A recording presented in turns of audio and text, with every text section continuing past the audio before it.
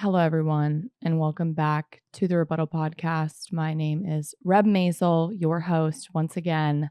Stoked, jazzed, over the moon to be in this chair, to be before this microphone, and to have these sunnies in my hand because I'm thinking, I'm pondering, I am perusing in my brain, and I think it's time for another transcript series. So I might record one after I record this. Can we please, for 1 second, appreciate how fucking crooked these motherfuckers are, though? Like, these sunglasses have been to war. They have been drafted. They have traveled. They have stayed in barracks. Absolutely. They have staged a coup somewhere. And you know what? We're living. We're absolutely living. I already broke one pair, the very first pair I ever had, and then a really lovely candle company called Guy Fawkes, love them, sent me a bunch of new ones. And the number is slowly dwindling. And every single time I go into a CVS, I look for these, right? Obviously, because that's where I got them initially as a joke, and I haven't found any. So if you find a pair in a CVS, haha, funny laugh, or like any kind of Walgreens pharmacy situation, wherever you are in this world, and you happen to feel like purchasing them, hit me up. We can barter because goddamn, I really married myself to a pair of sunnies that are absolute shit. But it's fine. Totally fine. Part of the brand, part of the bit. Hey, how are we doing? I'm doing fab. I'm doing fantastic. I've had a good couple weeks. Guess what, you guys? Guess what, you guys? I have a meeting tomorrow about merch. Whoa, the crowd goes wild. I know. It's been a long time fucking coming. I very much wanted to make sure that whatever merch I did was merch that would be done right. Hopefully, fingers crossed. Like, I definitely don't know what I'm doing. But my agent very much does, and her team does. So yeah, I'm really jazzed about that.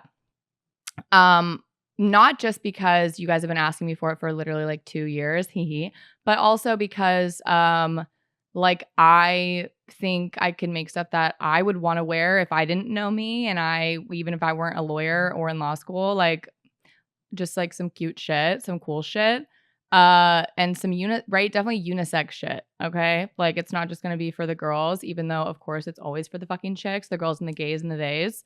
But what I mean is, like, I very much, if y'all haven't noticed, like I very much wear like, hoodies and crew necks and t-shirts that are like, cool and like not, I guess, like neutral, you know what I mean? Where they just look sick. And it's not just going to be like a Reb Maisel in fucking cursive and like a heart, me doing this, like my whole fucking face. Like, it's so obvious that this is like some fucking social media star's fucking merch. Like, no. Like, I want it to be merch that someone would buy even if they had no fucking idea who I was. Because it's for the vibes, it's for the moment, it's for the brand. So yeah, I'm super excited. Yay. Look out for that. So today, I am going to start this case off with simply a headline, if you don't mind. Thank you so much. A kidnapper sued his hostages for $160,000 for escaping because them escaping was a breach of their oral contract. Okay, a contract they made on a Saturday morning at 9 a.m. on September 12th, 2009, when our fugitive, wanted for murder, showed up on their back porch and made them an offer they couldn't refuse. He said, "Hey, I am on the run from some bad people. Will you hide me for $10,000? And they said, sure. And they spent the next 3 hours eating Cheetos, drinking Dr. Pepper, and watching a Robin Williams film. After he fell asleep, his hostages skedaddled and the SWAT team swarmed. He was shot in the back, and now he's a little betrayed, a little annoyed. Was that an oral contract? It kind of fucking was. Is it a sleigh or an A? We're going to find out today. We are traveling to Kansas in the United States, okay? Also Colorado, but we ended in Kansas, and I'll start there. The kidnapper of the hour, okay, our fugitive, if you will, is Jesse Dimmick. Jesse Dimmick in 2009 was in Aurora, Colorado. He was living there, vibing, chilling. Aurora, Colorado, I believe, is also known for a different horribly tragic Batman-related event. We won't get into it, but that's what I immediately thought of. Unrelated, he was living in Aurora, Colorado, and he was at a motel room in Aurora and got into a scuffle, got into a dispute with another person, allegedly because it was a drug deal gone bad, right? Which I feel like so many cases always smack that label onto some murders, some homicides, some events, just because they're like, we don't really know what happened, so we're just gonna pew and do that, whatever. But that's what it says, okay? And Jesse Dimmick, his name's Dimmick, Dimmick, like gimmick, except don't fucking do it, okay? Dimmick, unfortunately, stabbed and beat a man to death in a motel room in Aurora. That man's name was Michael Curtis. And after he did that, he went on the run, okay? He went for a jog and a sprint, because we're connecting the dots here, okay? Beating someone to death is such a DNA everywhere type of crime. It doesn't matter that you were in a motel room and that other fluids were around. Yeah, that was not a vibe. And then also there were apparently accomplices. There were apparently other people there who the police ended up catching, and they all, right? Everyone turns into a Tweety bird, a snitchy snitch. Once the police start lying to you and telling you that everything's gonna be fine as long as you tell us what to do, and then they're like, he went that way. Yeah, the police can legally lie to you, by the way. Yeah. Maybe next episode I'm gonna do on that. That's a fact. We'll get into it. Anywho, so immediately, Jesse Dimmick is on the run. And when I say on the run, I mean like hot pursuit on the run. Like the police basically apparently had, like, everyone in this fucking town had this motherfucker clocked. Like, I don't know if he here's photos of him. Like, he doesn't look, I guess, that different from other fucking white men who live in Aurora, Colorado. I don't know. But maybe everyone was just pissed. Maybe they were like, what in the actual fuck? We want this guy caught, which, he did, definitely kill someone. So yeah, for sure. But like, look, it is a hot pursuit from jump. But what kills me, what breaks my back about this, is that if you look at a map, okay, Colorado, right here, Kansas, they share a border, okay, Colorado and Kansas. He got all the way from Aurora, Colorado to Dover, Kansas, almost the entire time in hot pursuit, like wee woo type of pursuit, okay? I can only, like, either he is extremely resourceful and absolutely Jason Bourning the fuck out of the situation, or the police are dropping the ball. Look, I'm not going to make a comment on either. I don't know enough, but it feels like that's like a long ass time to be in a car chase with somebody going 110 miles an hour. Maybe that's me. Who fucking knows? And mind you, right, he was taking different cars like all along the way, okay? It wasn't like he was in one fucking car the whole time, okay? Again, he's kind of Jason Bourning it a little. He's a little smarter than that, apparently, we think, but like kind of not. So he, okay, somehow makes it to Dover, Kansas, and something happens to his ride at that point. Maybe he got a ride from a friend and they were like, get the fuck out, who knows? He makes it to Dover, Kansas. It is Saturday morning, September 12th, 2009, 9 a.m. in the morning on a Saturday. Okay, the sun is out. The sun is shining. The tank is clean. That is a Finding Nemo reference. I apologize in advance. Frank Kubiak testified that on September 12, 2009, he and his wife planned to attend a fundraiser breakfast in Junction City. He said that he started their minivan, pulled it out of the garage, and then parked it so he could go inside and tell his wife it was time to go. When Frank and his wife came back outside, you guessed it, the minivan was gone. Frank immediately called the police and reported the minivan stolen.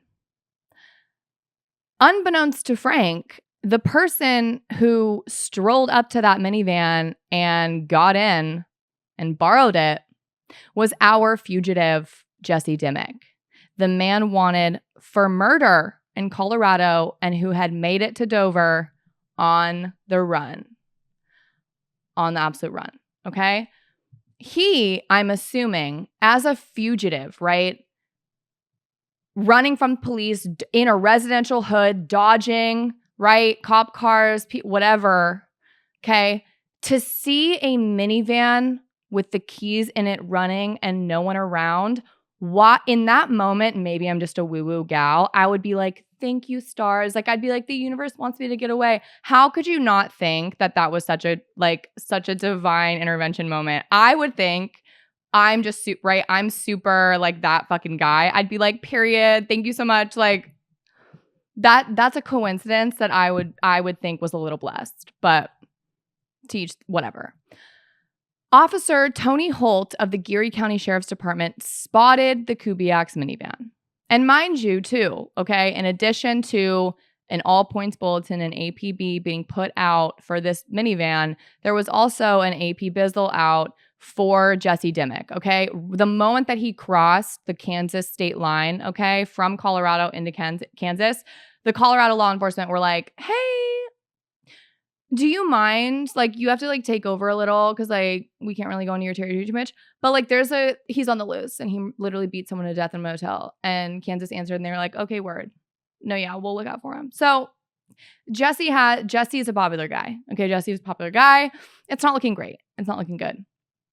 Officer Holt confirmed it was the correct vehicle and then turned on his lights, right? Turned them on, and immediately the minivan was like, I've already made it a state and a half, not today. And he starts driving, Jesse Dimmick starts driving through a median, through barbed wire, and onto eastbound I-70.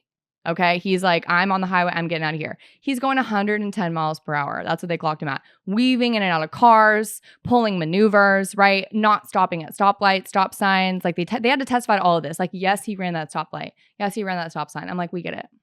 I mean, I know we have to lay the foundation, but I mean, it's a car chase, right? What do you expect? Like, that's what you ordered. So he's doing all of that, okay? And unfortunately, he's doing all of this in mildly, if not entirely, residential neighborhoods. Okay? This is a hot pursuit car chase of a fugitive wanted for murder who had already been chased a state away from Colorado to Kansas. And he is doing this in gated communities. Like, he is absolutely in neighborhoods with pools and not the above ground kind, okay? Maybe I don't know if this is like the secret. I don't know if he was like, I really want to upset the upper class people. Do with that what you will, to each their own. The police at this point, apparently a state and a half later, they decide to throw down those stopper strip things that fuck up your tires, okay? So that it goes and then the car stops, right? We know that. We've seen cops before. Okay, we know what they do. SVU, we know. So they do that.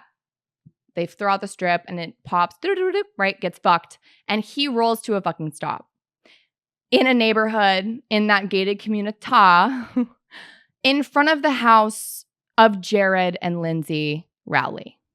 Okay? The front yard, to be specific. Jared and Lindsay Rowley were newlyweds. Jared testified that he was at his computer when he heard a commotion outside and saw a van go past his window. He was going to render assistance to what he thought was a car wreck, but then he heard 4 gunshots and knew it was not just a wreck. Maybe not so much. Jared told his wife to run to the basement, which she did. And then he turned around and saw Jesse Dimmick staring at him through the window, standing on his back porch. And I understand hindsight is 2020. Obviously, we're sitting here going, oh my God, that's so terrifying, right? Because this guy is literally a fugitive, wanted for a very brutal, very violent murder, running from the cops, right? Nothing to lose, all of that. But like, think about it in terms of what Jared knew. He didn't know any of that, okay? He was not aware of that. All he saw was a van roll up. He heard 4 gunshots. He didn't testify that he said he heard sirens. Who fucking knows, okay? He heard 4 gunshots.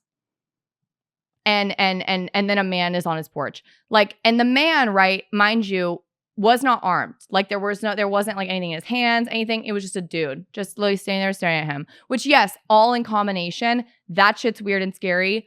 Close the blinds and lock your fucking windows. Super sketch. But for whatever reason, I'm not judging, definitely not victim blaming. I'm merely observing facts. Jared, right, tells his wife to run to the basement.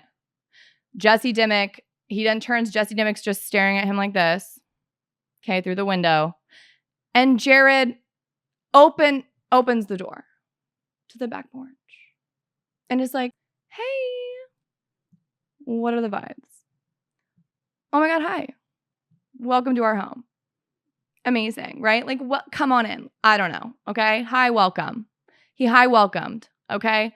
Dimmick, at that time, didn't have any weapons on him visibly. Jared didn't know what the situation was. There wasn't anything on the news. It wasn't like he was supposed to be on the lookout for a suspect. He didn't know what was going on. And Jesse Dimmick didn't have anything on him to suggest that he would hurt anybody. Jared opened the door, and Dimmick then told Jared that he was on the run from the police and offered him $10,000 to hide him. In response, Jared told Dimmick to go next door because there were better hiding spots over there. I kid you not.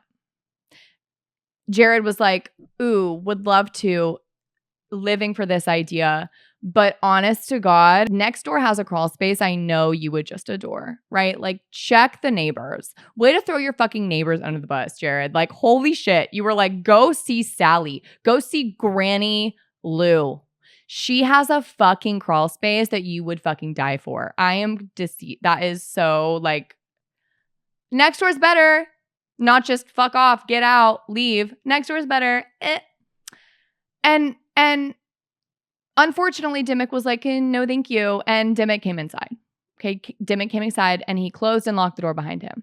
Jared said that he was scared because he had heard prior gunshots, did not know if Dimmick had a gun, but did not want to escalate the situation, which is, of course, fair. Victims of violent crimes get out with their lives very often because they comply. Right? And just try not to stir the pot. This is what we call being under duress, right? You are just trying to survive the next second. Feel out the stitch. Read the room, if you will, which many of you don't know how to do. Jared did. Jared very much did. Jared testified that Dimmick said his name was Jay and that he started asking questions about the other person in the house who had gone to the basement. Is this house made of glass? Like, what in the frick frack paddywhack is going on? Imagine this, okay? Imagine this. All of this happened in the span of 2 minutes, okay? The van gets popped, rolls up in front of this house. Remember, Jesse Dimmick runs to the back porch. Maybe he walks, maybe he crawls, okay? To the back porch, not the front one. Jared, okay, had seen the van roll past the window, heard 4 gunshots, yelled at his wife, like, yo, like, go to the basement. And she did immediately. Only after that did he look through, right, the back porch situation and see Jesse Dimmick staring at him, okay? And there had to be a door to open. Like, there was a door opening process. Like, it wasn't like it was a fucking, open layout. It wasn't an open space layout. It wasn't a modern design. It wasn't a collapsible wall, okay? They were in the house, and Jesse was outside of it. what I'm imagining here, based on how much Jesse fucking knew, right? Who was the person that you literally yelled to go to the basement and I saw run to the basement? Like, can we get a goddamn divider wall up in this house? Like, oh my God, it's reminding me of the house from When a Stranger Calls, okay? That's made of all fucking glass, if y'all have seen it, okay? It's made of all fucking glass, and the babysitter inside keeps getting phone calls from a scary person who like keeps breaking into the house and then leaving and fucking with her and like trying to murder her and like murders the housemaid, whole situation, right? And she's trying to hide, but spoiler alert, right? You're in a goddamn fishbowl, okay? You're living in Sandy Cheek setup. All right. Stop with the When a Stranger Calls glass houses. Can we stop? I'm all for a modern vibe. I'm all for a modern moment. But in terms of like, oh, I don't know, getting your shit rocked, wouldn't it be nice to have a wall to hide behind? Wouldn't it be nice to have someone to like not like track your fucking movements, to not be able to like know exactly what time of night you turn off your light and if someone's at home and who's watching the cat? Like, I am so done. I'm done. And I'm not, right? I don't know what this fucking house looks like, whatever. But like, goddamn, how did he see so much? Like, how did our boy Jesse Dimmick see so much going on? Apparently he did. Okay, apparently he fucking did. Apparently there were no fucking walls to hide anything while he was walking from the front to the back of the house. Apparently he just had a full line of sight to watch Lindsay run to the basement. So there's that. Okay, there's fucking that. So Dimmick literally says, hey, yeah, loving the hospitality. Where's the person that I definitely saw run to the basement? And Jared was like, oh yeah, word. She did run to the basement. And so as they headed to the basement, Jared tried to push Dimmick out the garage door. Good idea. Dimmick told him, quote, man, you don't want to do this, unquote. And he motioned to the pocket knife in his pants pocket. Jared said Dimmick at this point changed the tone of his voice and it sounded like a threat of violence. So at this point, we're aware that Dimmick is armed. Okay? Scary armed. Jared then called for Lindsay and she came out from behind the washing machine. Jared said they talked to Dimmick for a minute, gave him clothes and food, all in the hopes that he would not hurt them. Of course, right? Like I said, compliance is survival. Duh, especially in this situation, right? For the next 3 hours after Jesse Dimmick walked into the house and said, hey, I'll give you $10,000 to hide me here. And Jared and Lindsay were like, loving that pocket knife in your pocket. What did you say you want again? They hung out. And I don't mean hang out consensually, obviously. But they were like, well, while we're here, Lindsay and Jared won Jesse Dimmick, the fugitive, over with Cheetos, Dr. Pepper, and a Robin Williams film. I kid you not. Like many of us would also be won over with, right? Like I could count 10 people right now that I know in my life who just the first two, Cheetos and Dr. Pepper, it would have been like, yeah, let's chill out. Like, I'll chill out. I'll put my pocket knife away. Like, look, like, no need to stress, right? They're having snacks. They're having a movie night, right? Probably only great for Jesse Dimmick, okay, the fugitive. Meanwhile, the couple is really sweating. They're like, yeah, another short thing. The lesson to be learned here is keep your fridges stocked with, like, you know, snacks that you think a fugitive would enjoy, apparently, or like a stoner. I feel like that Venn diagram was a circle, but whatever. When they were hanging out, okay, when they're giving him clothes, food, whatever, just to survive, hoping that he wouldn't hurt them, the front doorbell rings like a movie, right? Like in the movies. The fucking front door rings. Ding dong. And Dimmick told Lindsay to answer it. Lindsay testified that her aunt was at the door and that she was just letting Lindsay and Jared know about the crash and that someone might be around. Doesn't this sound so cliche? Like, if they had written this into a movie, which I feel like they've written it into a lot, you'd be like, okay, yeah, like, sure, the aunt's gonna check on them and be like, hey, just not even to drop by to say hey, but like literally physically coming over in 2009. Like, there were phones. Nope, I'm gonna physically come over and be like, hey, there's a guy around. You should watch out. Obviously, Lindsay at this point is thinking of her husband being stuck with Bozo back there, okay? So Lindsay told her aunt at the door that everything was fine at her house. Everything's totally fine. But then she was able to whisper to her aunt that Dimmick was inside. And imagine the aunt's face. Like, imagine her being like this.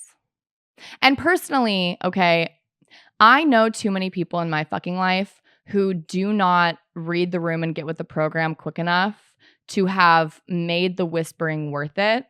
And I'll tell you, like, I'll explain.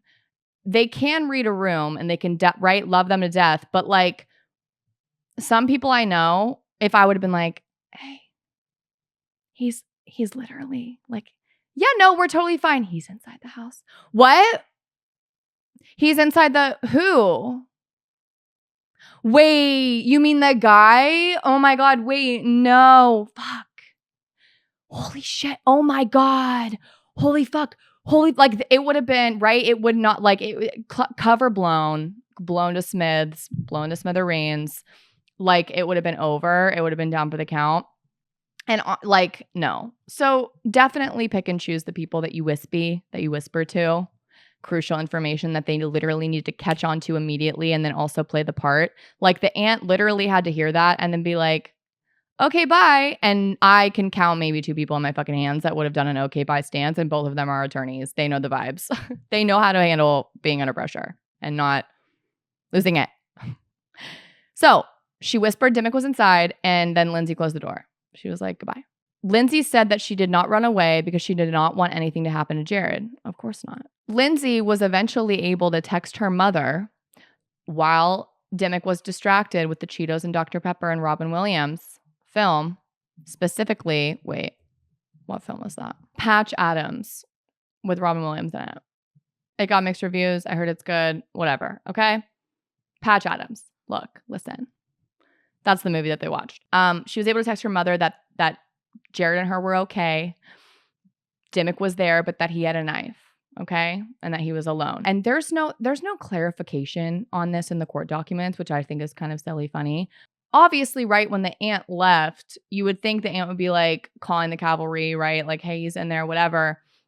I think maybe whatever, they didn't want to swarm the house and break in the SWAT team in case Dimmick was armed, in case he had a gun, in case he was going to hurt them, the hostages, whatever. But yeah, like, they were literally just chilling hostages in this house. And for 3 full hours, for sure, we know the cops didn't like break in, didn't try to break in. Unbeknownst to them, they were all chilling. Well, one of them was chilling, eating Dr. Pepper and Cheetos, watching Patch Adams, the movie with Robin Williams, with Lindsay and Jared, who were probably freaking the absolute fuck out. Okay. Eventually, though, 3 hours after Dimmick had gotten there, he was so comfy cozy and vibing with his new friends that he thought were his friends. He fell asleep. Strike one. I think strike one. Like, if you're gonna be a kidnapper, like, maybe don't snooze. Maybe don't snooze. He fell asleep. Maybe thinking, right, according to him, that contract that they had, that oral contract, that oral K, that he was going to pay them $10,000 to hide him was going to stick, right? Like, who would breach a contract? A lot of people, apparently. Yeah, the moment Dimmick hits full REM sleep, Jared and Lindsay got the fuck out of there. Okay, they escaped. They were like, bye, left. And SWAT team swarmed. SWAT team fucking swarmed. They wrangle him. Okay, asleep. He was asleep. They get him, detain him, put him in cuffs. And then, according to the police officer, one of the police officers, they accidentally shot him in the back after he was already handcuffed. We'll get to that in a second, okay? Officers discovered when they arrived the knife seen by the Rowleys, $113 in cash, and a marijuana pipe. Of course. The state charged Dimmick with 2 counts of kidnapping, aggravated robbery, felony theft, misdemeanor battery, possession of drug paraphernalia, eluding the police, and aggravated assault with a deadly weapon. Okay? Mind you, right? Remember, this is in Kansas because these crimes happen in Kansas. He was ultimately extradited after his trial for the kidnapping, etc., in Kansas to Colorado to stand trial for the murder, okay, of Michael Curtis. But that's not happening just yet, okay? This is actually a common misconception about this case when it was getting buzz, okay, in 2011.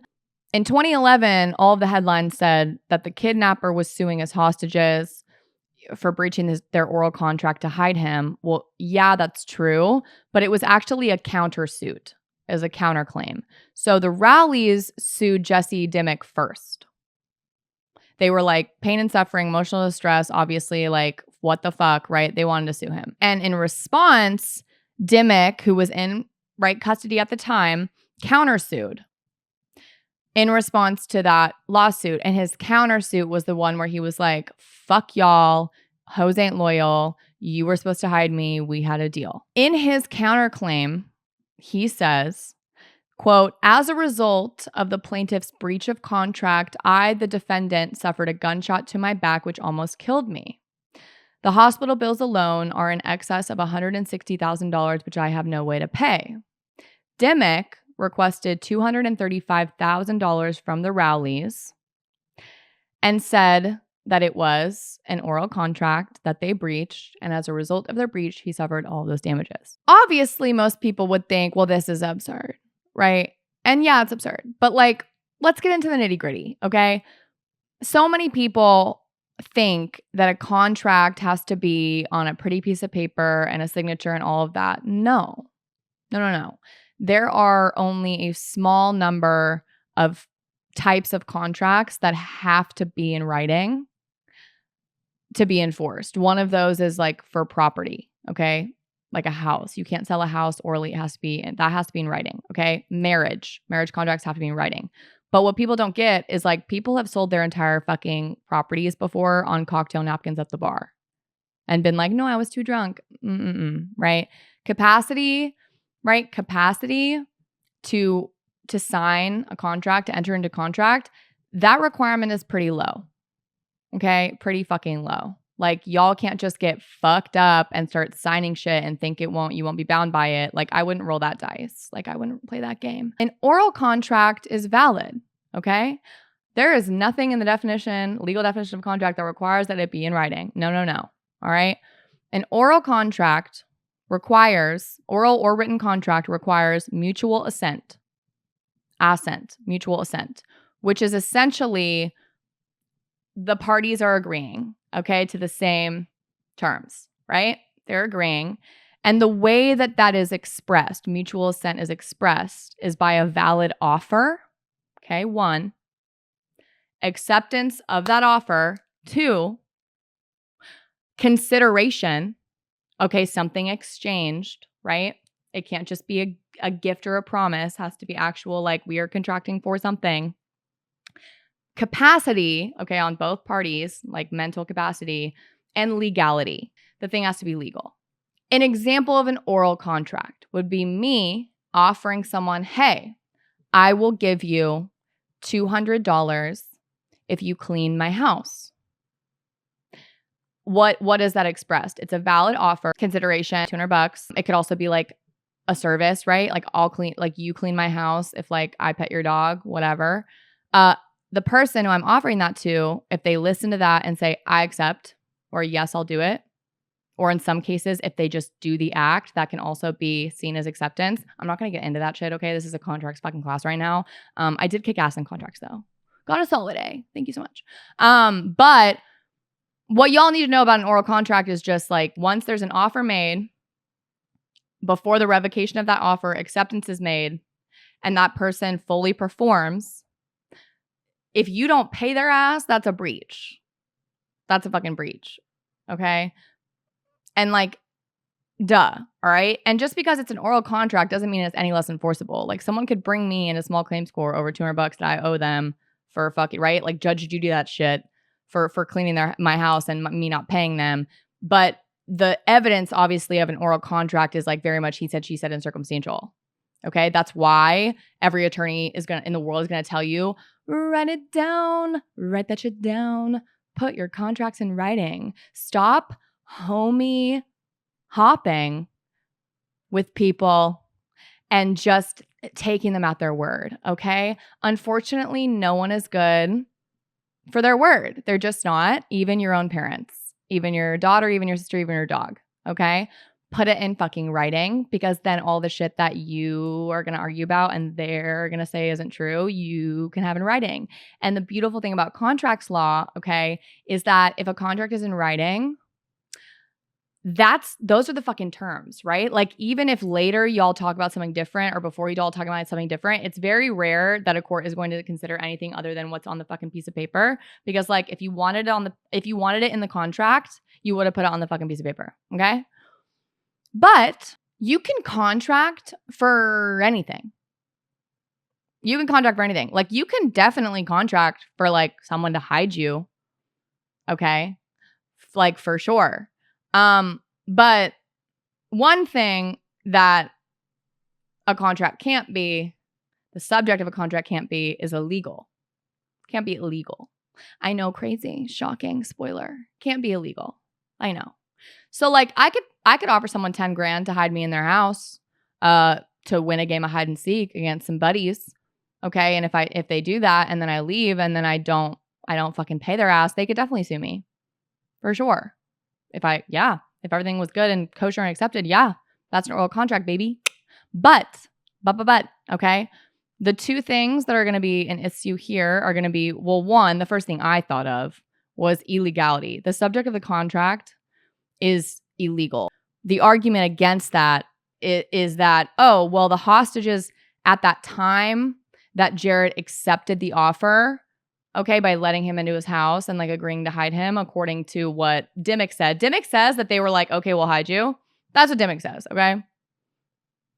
Do with that what you will. But at the time that Jared accepted this offer, okay, Dimmick claims that all he said was that he was running away from some bad people that were trying to kill him and hurt him.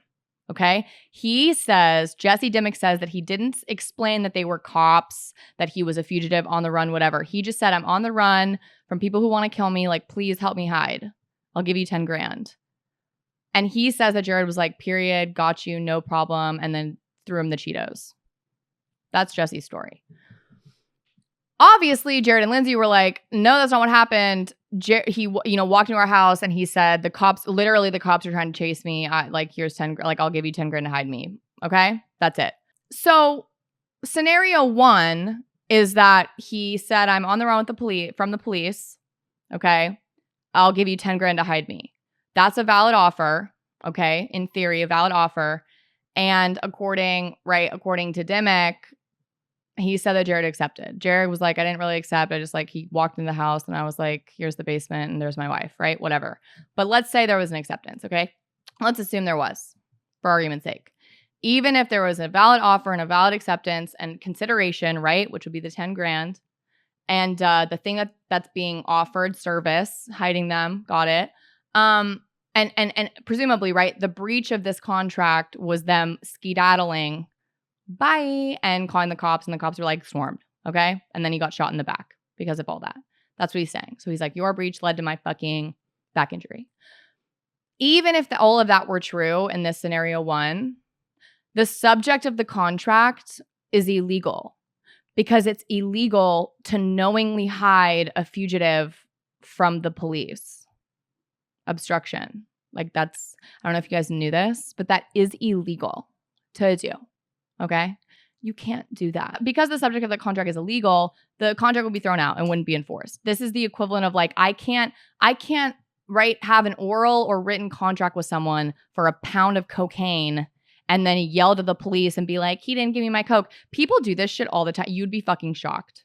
People call the police over breaches of contracts that are fucking illegal all the time, like being like, enforce it, what the fuck? And the police are like, okay, handcuffs for 2 of you, like, handcuffs for everybody. Like, where's everybody from?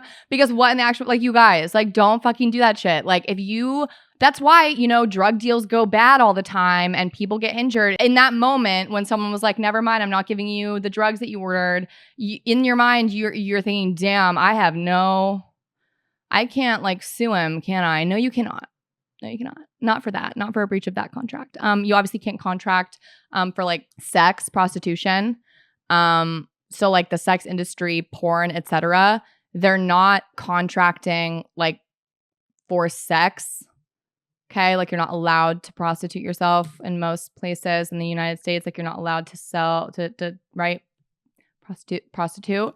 But what you are doing is like signing the contract, agreeing to like have someone film you guys having sex and you're having sex for free.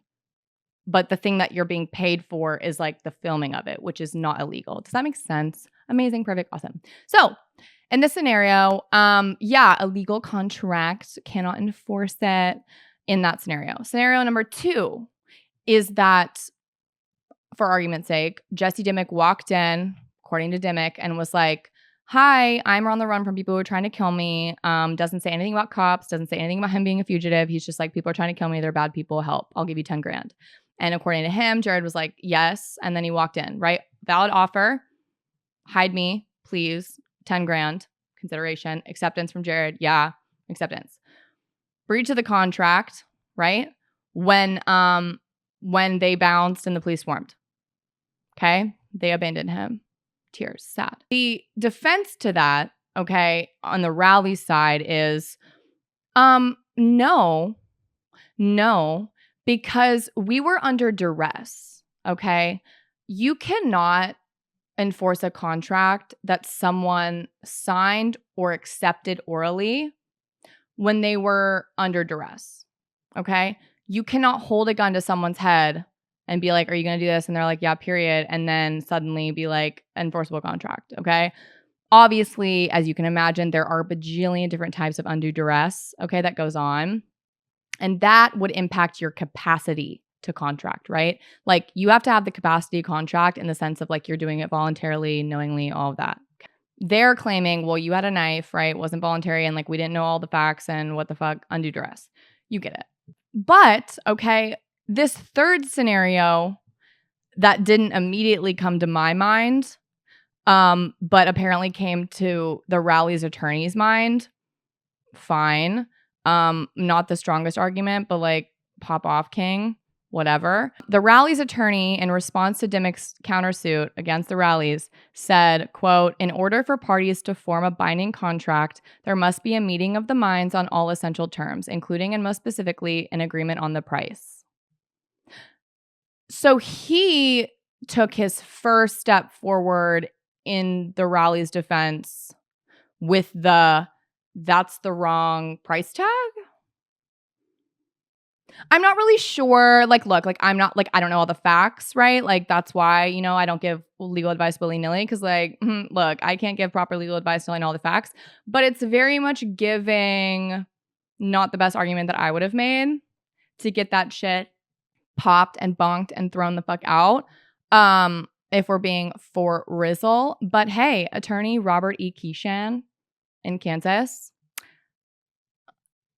no hate, but also, okay, not your strongest. Look, like I have a starting 5 in my pocket for every case, right? Like a starting 5, hopefully enough arguments, right? That go in descending order. Okay, for every motion that I write, for every brief that I write, for every case that I'm arguing, I'm gonna make all of these arguments because yes, they're all relevant. There's no rule, and definitely it would be bad practice to only argue one point, right? And you can also argue points in a motion that conflict with each other.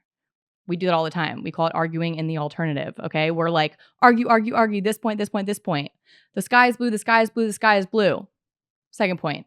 But if you don't think the sky is blue and you don't agree with us on that point, it's purple, right? Duh. So attorney Robert E. Keeshan's agreement on the price, we didn't have an agreement on the price argument, would have been dog shit last. It wouldn't have been Seabiscuit for me. No offense, but also full offense. I don't know. Maybe Kansas contract law is more price driven. Look, listen. So as you can imagine, the countersuit by Jesse Dimmick to sue his hostages for escaping and not hiding him like they apparently said they would, that was thrown out. That was dismissed by the judge for pretty much the reasons that I said. And then the Rowley's lawsuit still stood, okay, against Dimmick for pain and suffering, etc. But then they ended up dismissing that lawsuit after Dimmick was found guilty because they basically said, look, like, we got our justice. That was enough. In May 2010, Dimmick was found guilty of 2 counts of kidnapping and sentenced to 11 years in the Kansas Department of Corrections. After his conviction for kidnapping in Kansas was made official, Dimmick was extradited. He was sent back to Colorado to stand trial for his murder charges, okay, that he ran from in the first place. And then he was again found guilty of murdering 25-year-old Michael Curtis and sentenced to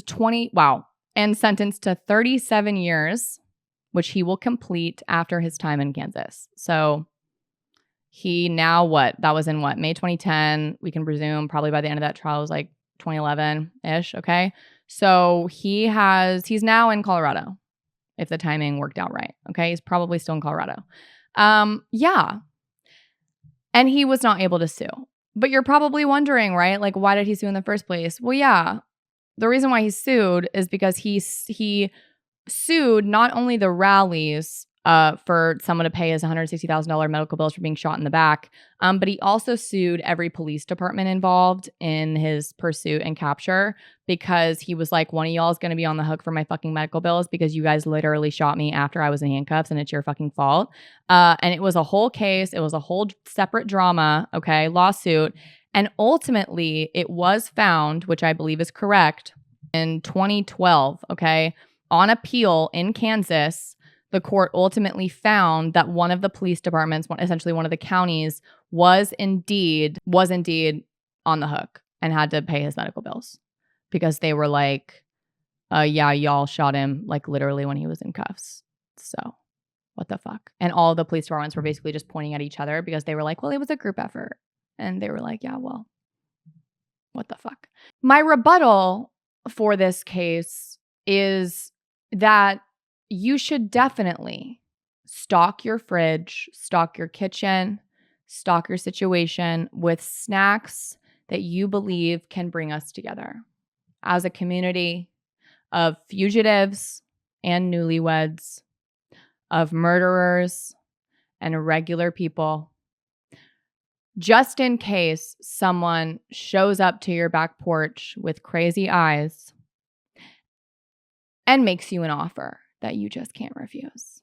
Consider not opening the door.